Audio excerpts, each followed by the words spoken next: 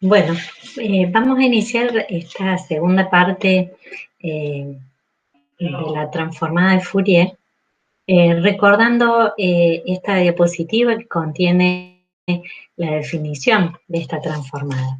Esta definición que asocia a una función en el dominio del tiempo con otra función en el dominio de la frecuencia, omega. Resulta de interés porque las señales, muchas de las señales que se estudian tienen como variable el tiempo, entonces una variable dentro del dominio de los números reales.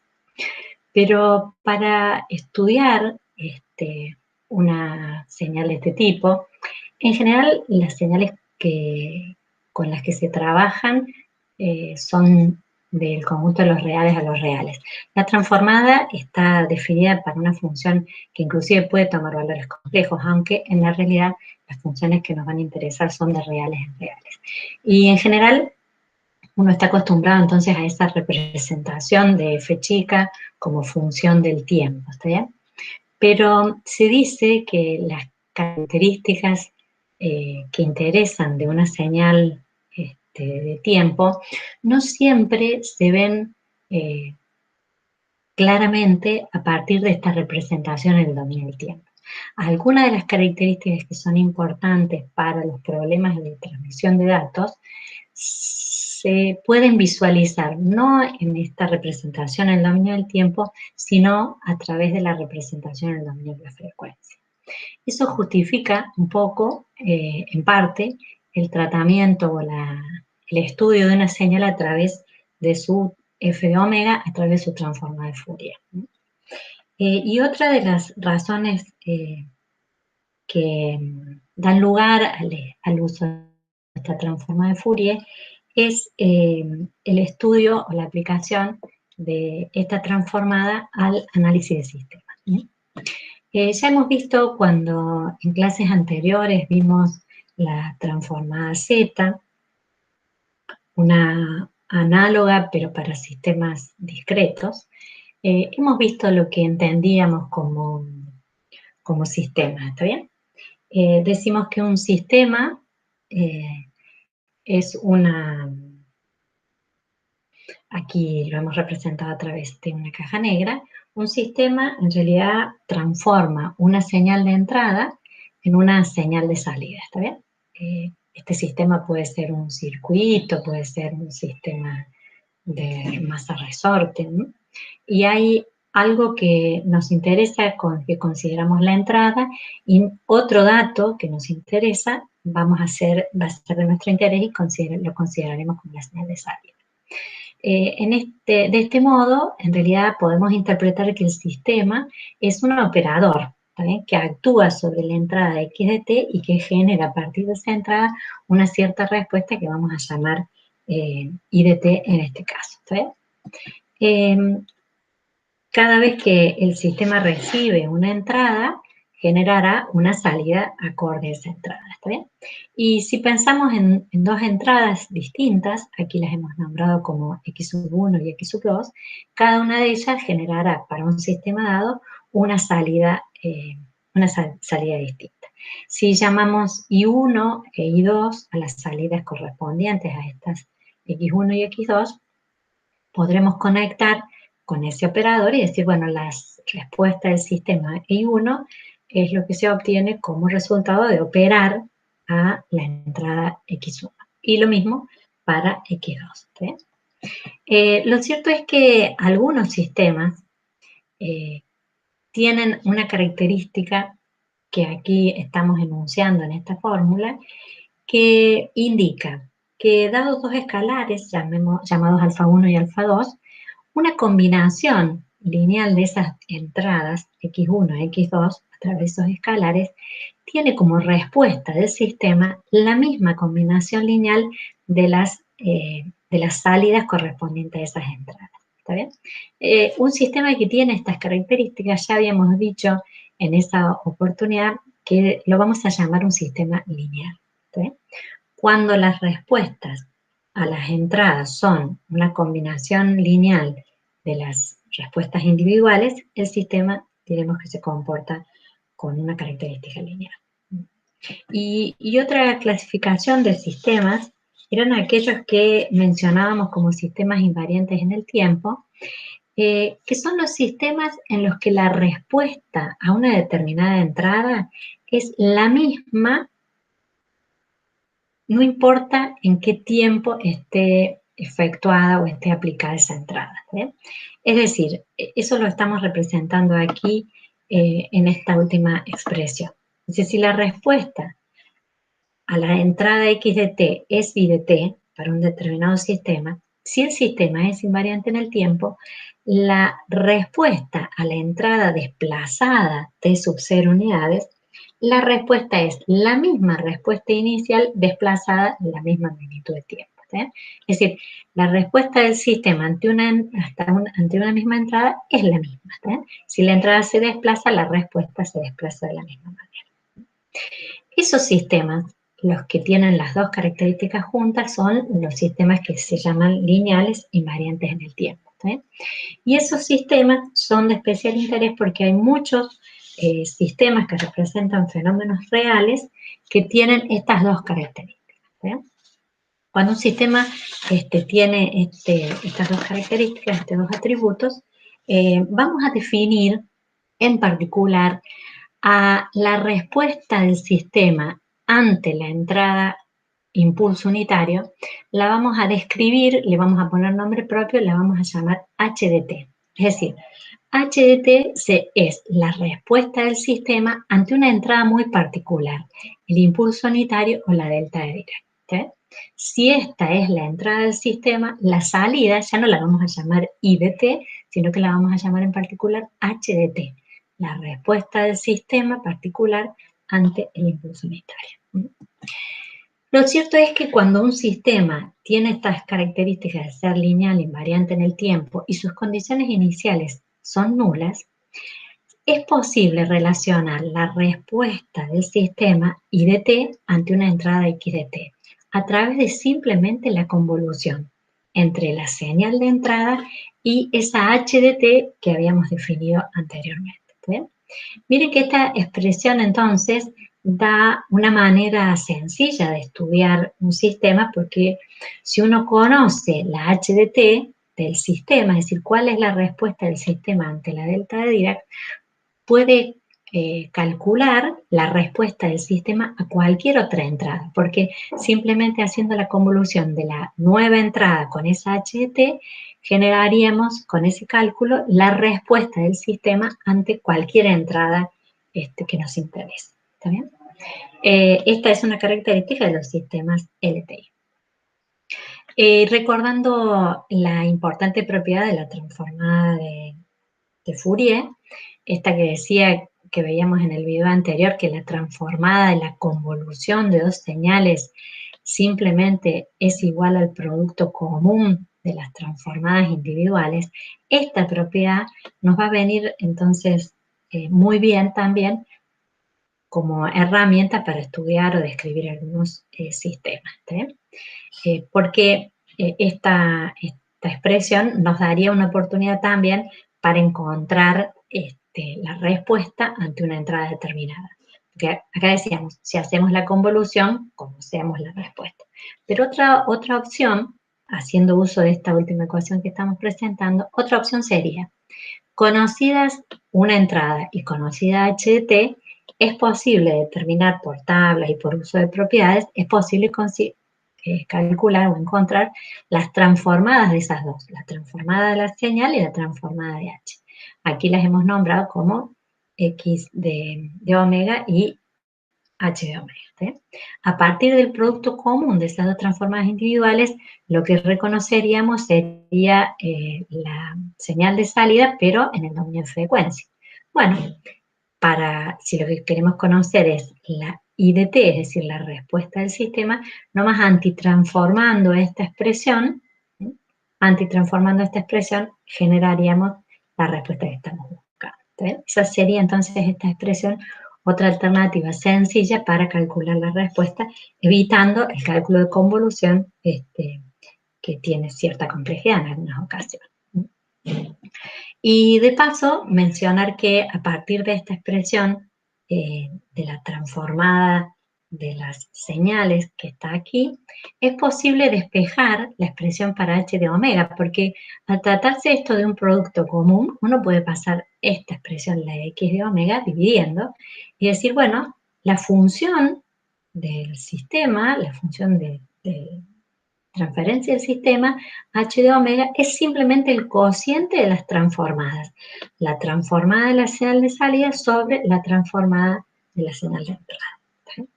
Bueno, estas tres expresiones aquí, estas tres identidades, son características entonces de un sistema lineal invariante en el tiempo y son las que vamos a usar para estudiar algunos ejemplos de este tipo de sistemas.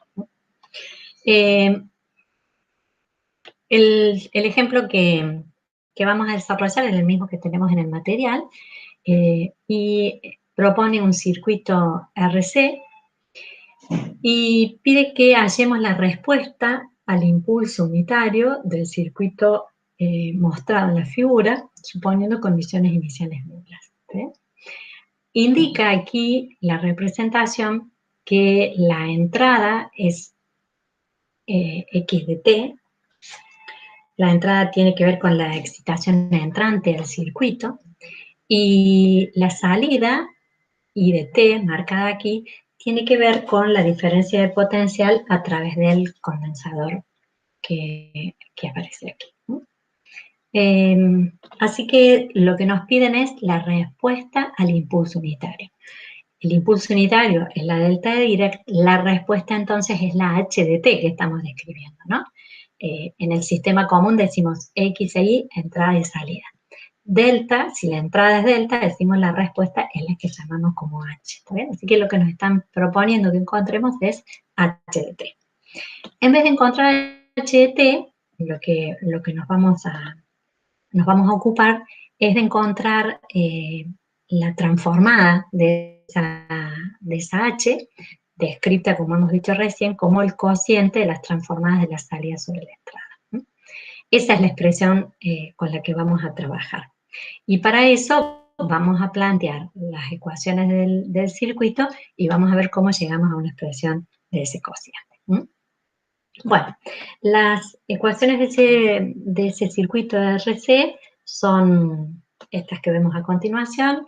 I de t, la diferencia de potencial en el capacitor, en el condensador, será simplemente, esta es la expresión integral, 1 sobre C, C la capacidad del condensador, 1 sobre C, la integral de menos infinito hasta el tiempo t de la corriente, ¿está bien? La I.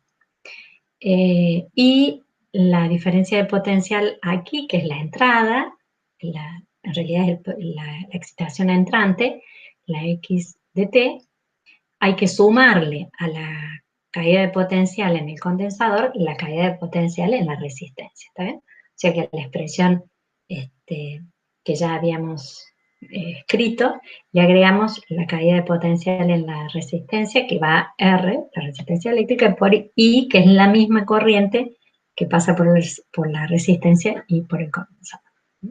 Bueno, esas son las expresiones entonces que disponemos de la entrada y la salida.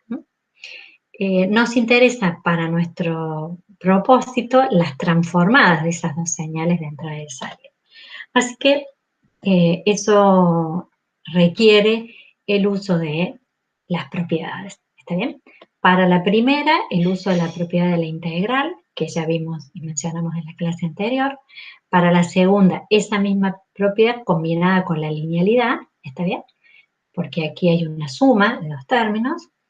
Y las expresiones entonces de las transformadas de la señal de entrada y salida van a quedar, después del uso de esa propiedad, dependiendo todas ellas de la transformada de la corriente, de la I de t, ¿está bien? La transformada de esa corriente es la que aquí hemos llamado como I de omega, ¿está bien? Este I de omega aparece tanto en la transformada de la salida como en cada uno de los términos de la transformada de la entrada, ¿está bien? Bueno, y ahora ya que tenemos la expresión para las transformadas de las dos señales, plantear simplemente el cociente de las dos nos va a permitir conocer la función de transferencia, la h de omega. Hacemos el cociente de esas dos expresiones, que las he transcrito aquí, y afortunadamente en la expresión se nota que aparece el i de omega, que no la conocemos porque la vamos a proponer simplificar, la vamos a sacar factor común en el denominador y simplificarla. Y llegar a una expresión de omega, que solo depende de omega, y de los parámetros R y C del circuito. ¿Está bien? Una expresión como esta, simplemente es simplificando, ¿no? El I omega, una expresión como esta es la que hemos obtenido ya para la función de transferencia, ¿no? La que deberemos antitransformar para después, para poder encontrar la HT, que era lo que nos proponían, la respuesta ante la entrada impulso unitario, ¿no?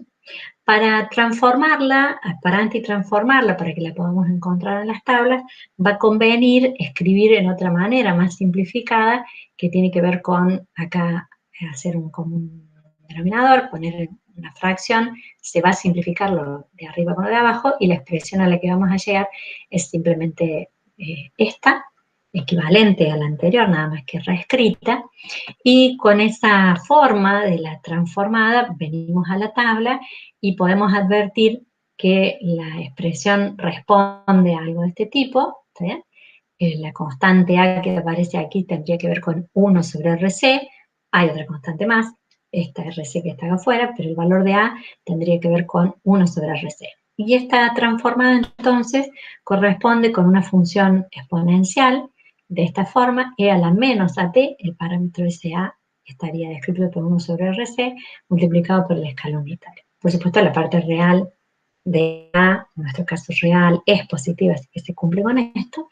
Diremos entonces que la función cuya transformada es esta, es una exponencial donde en el exponente de base E, donde el exponente que acompaña a T, aparece ese factor 1 sobre RC, ese valor de A que es 1 sobre RC, y el factor 1 sobre RC también va a aparecer multiplicando a la amplitud, ¿no?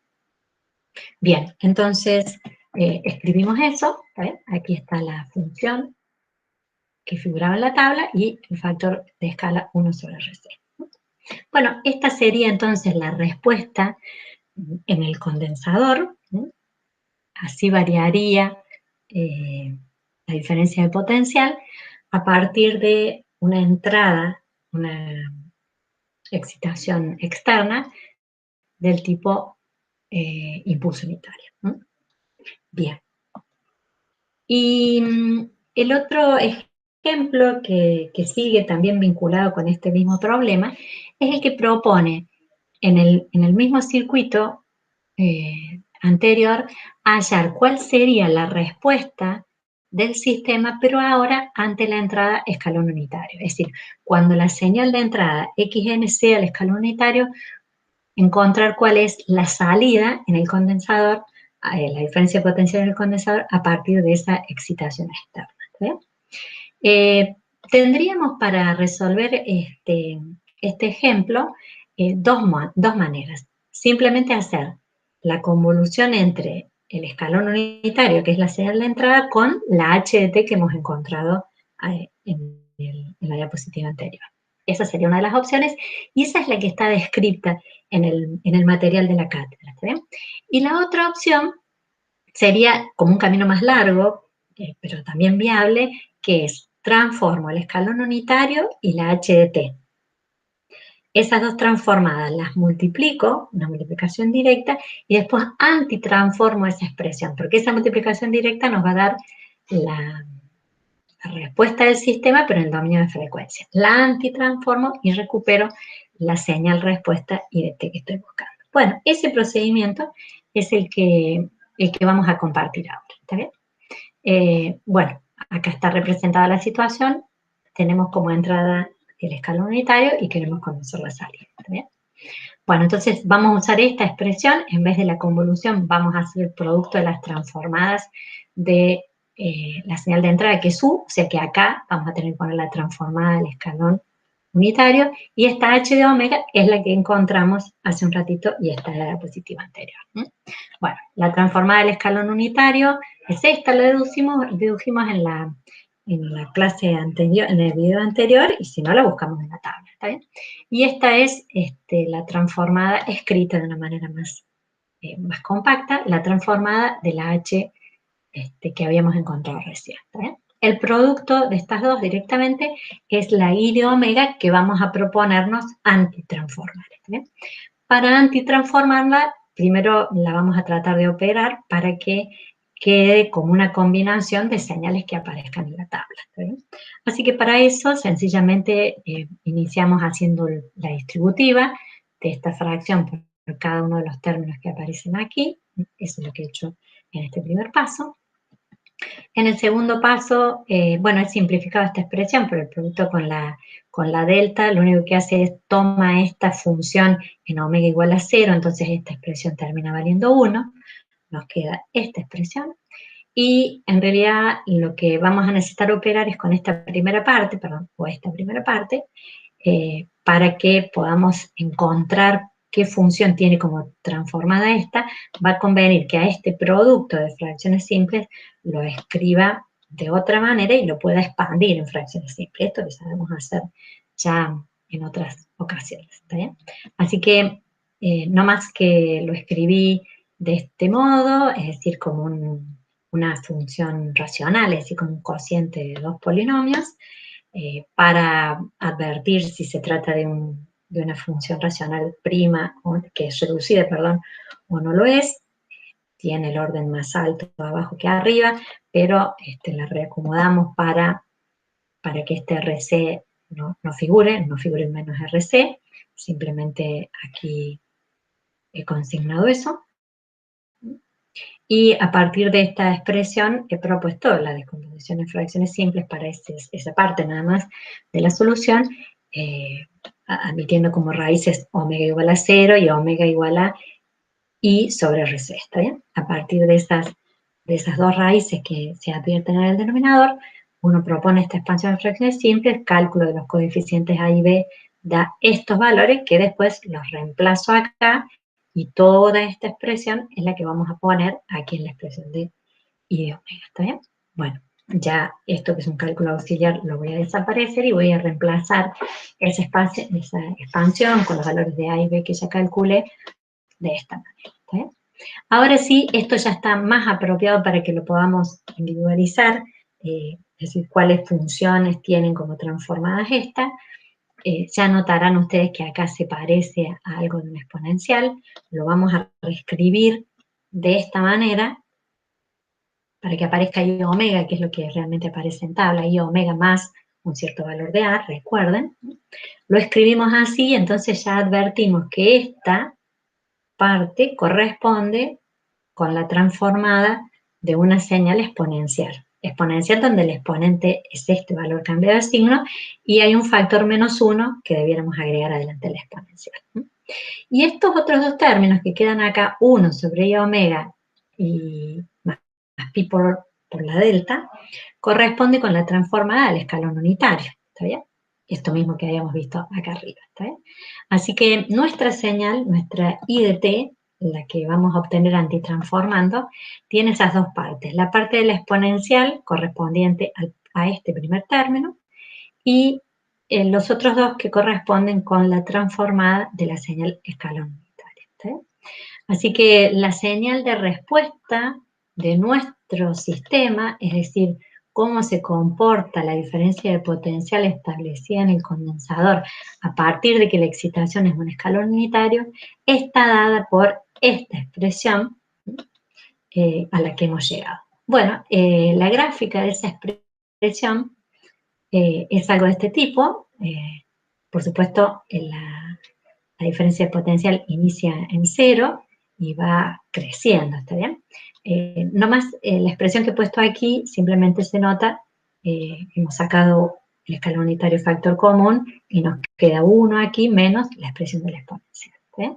Bueno, de esta manera uno puede describir cuál es la respuesta del sistema ante esta entrada. Ejemplos como estos de circuitos son los que nos van a interesar trabajar a partir del uso de la transformada en alguna de estas versiones que hemos estado compartiendo. Quedan algunos ejercicios en el práctico para que uno pueda practicar estas ideas y ver si puede sacarle provecho.